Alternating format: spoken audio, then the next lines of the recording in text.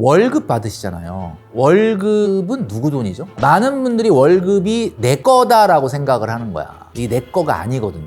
가난한 자들의 빈곤이라는 것은 금전적 빈곤에서 비롯되는 게 아니고 빈곤에서 비롯되는 거다. 제가 말씀드리고 싶은 건 어떤 사람이 부자가 되느냐? 그냥 뭐 어려움에 적응해서 대충 그냥 뭐 있는데 이런 사람이 갑자기 어느 날 부자가 된다? 그런 일은 절대 없습니다.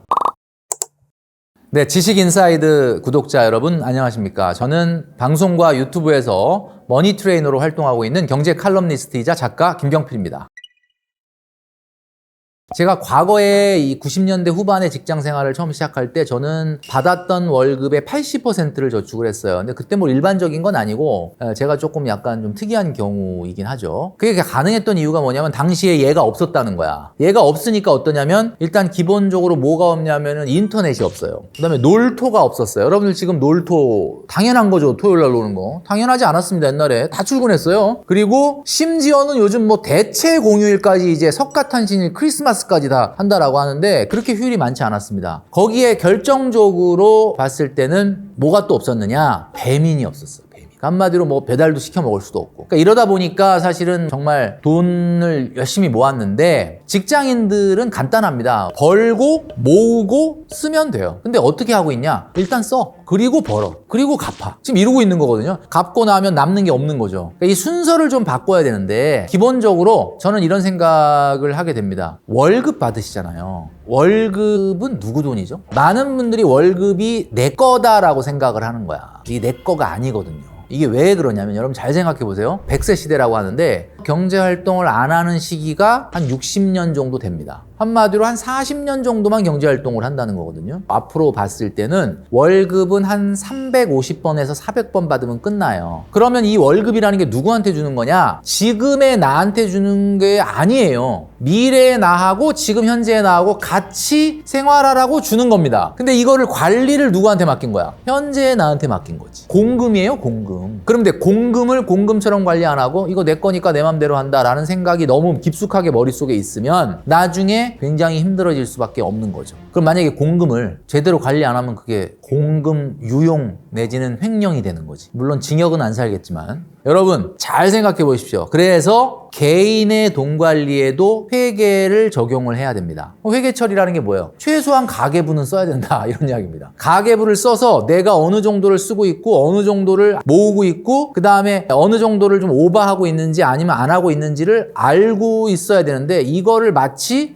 무슨 귀찮게 가계부를 쓰냐 이렇게 생각하시면 진짜 큰일입니다. 그거부터 저는 바꿔야 된다라는 생각을 합니다.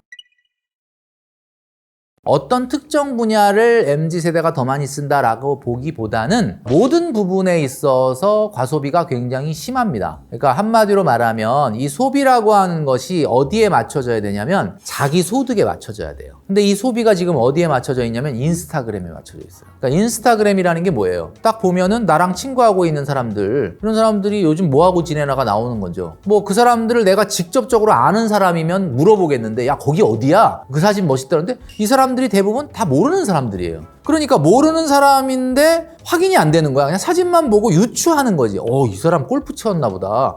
너무 멋있다. 근데 그 다음날 보니까 또 골프 친 사진이 또 나와. 야, 이 사람은 골프장을 맨날 가나 봐. 근데 며칠 있다 또 골프장이 나와. 야, 이 사람은 골프 선수인가 보다. 근데 아닙니다, 여러분. 그게 뭐냐면 제가 골프 캐디한테 들은 얘기인데 손님들이 오셔가지고 골프를 딱 치다가 옷을 여러 벌 가지고 온대요. 그래서 서로 막 바꿔가면서 입으면서 사진을 찍는 거야. 뒤에서 사람이 오니까 그냥 홀 스킵. 안 친다. 그냥 가자. 그분들은 그냥 사진 찍으러 온 거예요. 그러니까 옷 5벌 가지고 돌아가면서 입으면서 사진을 찍으면 잘 연출하면 한 10번 정도 골프 친 것 같은 사진이 나오는 거야. 그거를 갖다가 계속 올려. 그러면 그걸 딱 보면은 야, 이 사람은 맨날 가나 보다. 그러니까 여러분 잘 보시면 실제 모습은 아닌 거예요. 허구인 거예요. 자꾸 허구의 세계를 쫓아가다 보면은 소비가 자꾸 과소비, 플렉스 이런 걸로 커질 수밖에 없는 거죠. 그래서 중요한 거는 최소한 내가 얼마를 모으고 얼마를 어디에 어느 정도로 쓰는지 정도는 여러분들이 체크업을 해야 됩니다. 이 정도를 안 한다라고 하면 이건 그 정도 공금의식이 없으면 안 된다는 거고, 여러분들이 이제 또 쇼핑에 많이 써요. 요즘 MZ세대들이. 서양 문화가 언박싱이라는 게 있잖아요. 외국에서는. 내가 만약에 온라인 온라인 쇼핑에서 뭘 사잖아요. 정말 요만한 USB를 하나 사도 선물 포장이 이만해. 그러니까 뭔가 맨날 선물을 받는 느낌이야. 이게 사실은 너무 기분이 좋아서 그거에 중독이 되는 거죠. 그러다 보면 어떻게 됩니까? 정말 필요한 물건을 사는 게 아니라 그냥 갖고 싶으면 사고 그냥 싸면 사고. 그러니까 두 가지야, 두 가지. 갖고 싶은데 싸.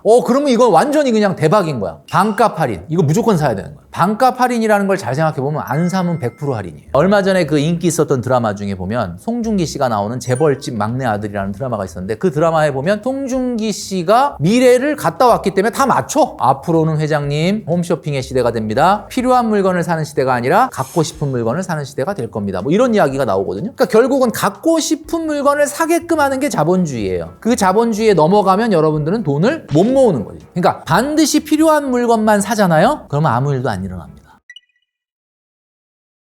일단 기본적으로 우리가 운동 같은 걸 배워보면은 난 딱 테니스 치러 가면 테니스 칠 줄 알았는데 채 자체도 못 잡게 하는 거야. 골프를 치러 가는데 골프 채를 못 잡게 하는 거야. 한마디로 기본을 먼저 배우고 나서 클럽이나 채를 줘야지 그 사람이 하는 거죠. 정말 기본 중에 기본이라는 건데 한마디로 말해서 내 힘으로 내 손으로 5천만 원 1억도 못 모아본 사람이 적극적으로 투자나 재테크를 했을 때 실패할 확률이 높아요. 근데 기본적으로 처음에는 돈을 모아라 라는 거죠. 근데 1억이라고 하는 말을 의미를 제가 뒀던 이유는 뭐 1억이 안 되면 뭐 무조건 큰일 나냐 그런 뜻은 아니에요. 이왕이면 우리가 상징적으로 한 1억 정도 모을 수 있다 그러면 굉장히 좋겠다. 그러니까 1억 정도 모으면 할 수 있는 것들이 좀 많아지니까 예를 들면 결혼을 한다 그래도 우리가 1억은 있어야 되지 않습니까? 1억도 없는데 결혼하기는 어렵잖아요. 그러니까 1억이 일단 가장 중요한 기준이 되는 거고 두 번째 청약을 하려고 해도 최소 1억은 있어야 돼요. 물론 요즘은 LTV도 풀리고 중도금 대출 같은 경우도 뭐 좀 많이 풀려서 굳이 1억 없어도 계약금만 어떻게 밀어놓고 뭐 잔금 대출까지는 끌고 갈 수 있다고는 하지만 그래도 한 1억 정도는 모아놔야 안정적으로 청약을 할 수 있지 않습니까? 그 다음에 사업을 한다 그래도 1억은 있어야 된단 말이에요. 많은 분들이 직장 생활 하시면서 알바를 하거나 부업을 하시려고 하는 분들이 많더라고요. 요즘 만나보니까. 근데 그분들 그걸 사업화하고 싶어 해요. 사업화하려고 해도 내 자본 1억은 있어야 되거든요. 결국은 1억이라고 하는 것이 상징적인 의미이기도 하고 뭔가 자본소득으로 가기 위한 첫걸음이기 때문에 제가 1억을 강조했던 거죠.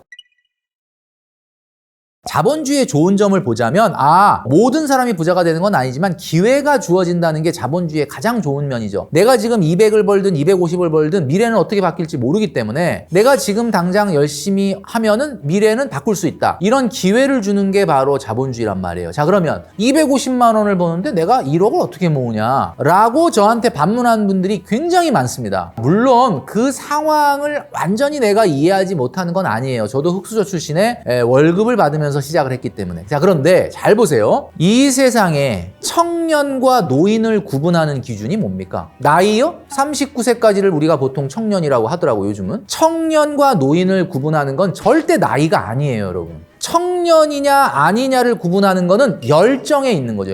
열정이라는 게 뭐냐? 나의 지금 상황은 어렵지만 월급 250, 300만 원을 버는 대부분의 2030의 초년생, 사회초년생들이 얼마나 어려워요. 그거 다 알죠. 근데 그 어려움을 나는 미래에는 바꾸겠다, 벗어나겠다, 발버둥을 치고 있느냐, 이걸 지금 물어보고 싶은 거예요. 발버둥을 치고 있느냐, 그 얘기는 청년이란 뜻이에요. 근데 어떤 분들은 딱 만나봤더니 월급 한 300이야. 뭐 300 월급 받아서 뭐 부자는 뭐 되긴 어렵고, 근데 뭐 내가 지금 나 혼자 사는데 300만 원 갖고 뭐 살아가는데 그렇게 어려움은 없어요. 그냥 뭐 그럭저럭 괜찮게 살 수 있어요. 이런 생각을 갖고 사는 분이 있어요. 그러면 그분은 노인네입니다. 노인네. 이게 무슨 얘기냐면 그냥 어려움에 적응해버린 거야. 그러니까 편안하지 뭐 사실. 솔직히 월급 250, 300이라는 게 뭐 미래에 어떻게 하겠다라고 하면 어려워지지만 내가 당장 나 혼자 쓰고 살기는 그렇게 뭐 어마어마하게 부족한 돈은 아니잖아요. 제가 말씀드리고 싶은 건 어떤 사람이 부자가 되느냐? 바로 발버둥을 쳤던 사람이 부자가 될 기회가 생기는 거지. 그냥 뭐 어려움에 적응해서 대충 그냥 뭐 있는데 이런 사람이 갑자기 어느 날 부자가 된다? 그런 일은 절대 없습니다. 여러분, 애덤 스미스가 이런 말을 했거든요. 가난한 자들의 빈곤이라는 것은 금전적 빈곤에서 비롯되는 게 아니고 열정의 빈곤에서 비롯되는 거다라는 말을 했는데 이 말이 이해가 되십니까? 열정이 없는데 어떻게 부자가 돼요? 열정이 없는데 어떻게 행운이 생깁니까? 제가 읽었던 이야기 보면 운이 좋았네. 그때 마침 괜찮았네. 뭐 이런 일들이 있거든요. 모든 부자들은 그런 히스토리가 있습니다. 그럼 그게 하늘에서 그냥 뚝 떨어진 거냐? 아니죠. 그 사람이 발버둥 치고 열정적으로 행동을 했기 때문에 그런 일이 생기는 거예요. 여러분들은 꼭 기억을 하시고요. 여러분들은 청년입니까? 노인입니까? 저는 그걸 물어보고 싶다. 지식인사이드 구독자 여러분, 2023년도에는 내가 무엇을 해야 할까요? 라고 말씀하시는 분들이 많이 있는데요. 올해는 아주 단순하게, 아주 담백하게 접근하는 게 좋을 것 같습니다. 밖에는 지금 폭풍우가 몰아치는 퍼펙트 스톰이라는 게 와 있어요. 이런 시기에는 물고기를 잡기 위해서 출항을 해서는 안 됩니다. 배를 정박을 해놓고 쉬어야 되는데, 자, 배를 정박하고 무조건 쉴 수는 없잖아요. 뭘 해야 됩니까? 다음에 출항을 할 때 물고기를 잡기 위해서 지금은 그물을 기워야 되겠죠. 나는 그물을 손질해야 된다. 자, 이 말이 무슨 말이냐? 2023년도는 여러분들이 태어나서 눈으로 목격한 바로는 가장 높은 금리가 될 겁니다. 지금 여러분들이 은행 가서 5%의 적금을 들었다. 그거 5% 아닙니다. 어딘가에선 어떤 사람은 5% 이자를 내고 있고 10% 이자를 내고 있어요. 그렇기 때문에 여러분들의 상대 가치를 생각해 봤을 때는 여러분들은 10%를 얻게 되는 거와 똑같다 라고 말씀드릴 수 있을 것 같습니다.